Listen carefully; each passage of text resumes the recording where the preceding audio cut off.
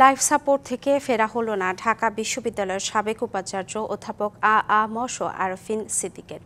অসংখ্য ভক্ত, অনুরাগী, সহকর্মী, ছাত্রছাত্রী, স্বজন এবং শুভাকাঙ্ক্ষীদের কাঁদিয়ে পরপারে পাড়ি জমালেন জনপ্রিয় এই শিক্ষক। আজ বেলা 11টায় ধানমন্ডির বায়তুল আকসা মসজিদে তার প্রথম জানাজা এবং বাদ জুমা ধানমন্ডি ঈদগাহ মসজিদে দ্বিতীয় জানাজার পর দাফন করা হবে আজিমপুর কবরস্থানে মায়ের কবরের পাশে। চিরনিদ্রায় শায়িত হবেন বরেণ্য এই শিক্ষক। না ফেরার দেশে চলে গেলেন ঢাকা বিশ্ববিদ্যালয়ের সাবেক উপাচার্য আবু আহসান মোহাম্মদ শামসুল আরফিন সিদ্দিক। মস্তিষ্কে রক্তক্ষরণের কারণে বৃহস্পতিবার রাত 10টা 45 মিনিটে ইব্রাহিম কার্ডিয়াক হাসপাতালে চিকিৎসাধীন অবস্থায় মারা যান তিনি। ঢাকা বিশ্ববিদ্যালয়ের গণযোগাযোগ ও সাংবাদিকতা বিভাগের এই শিক্ষকের মৃত্যুর খবরে হাসপাতালে ছুটে আসেন পরিবার, স্বজন, শিক্ষার্থী ও শুভানুধ্যায়ীরা। যমুনা ইলেকট্রনিক্স ঈদে ডাবল খুশি অফার সিজন 3, যে কোনো পণ্য কিনলেই পাচ্ছেন নিশ্চিত ঈদ উপহার।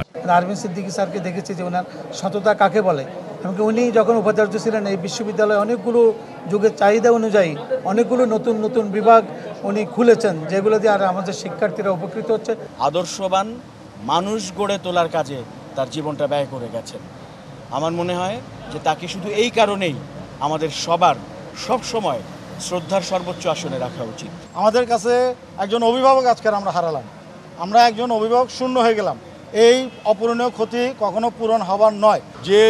যে সমস্যা নিয়ে গেছে সেই সমস্যার সমাধান সে করেছে। রাত 2-3টে পর্যন্ত সে অফিস করেছে বাসায়, কাউকে সে ফিরায় দেয় এবং সবার সমস্যার সমাধান করেছে। আমি তার বিধি আত্মার মাগফিরাত কামনা করি। পরিবার জানায়, হঠাৎ অসুস্থ হয়ে পড়লে গেল 6 মার্চ হাসপাতালে ভর্তি করা হয় তাকে। সেখানে বৃহস্পতিবার অবস্থার অবনতি হলে স্থানান্তর করা হয় আইসিইউতে।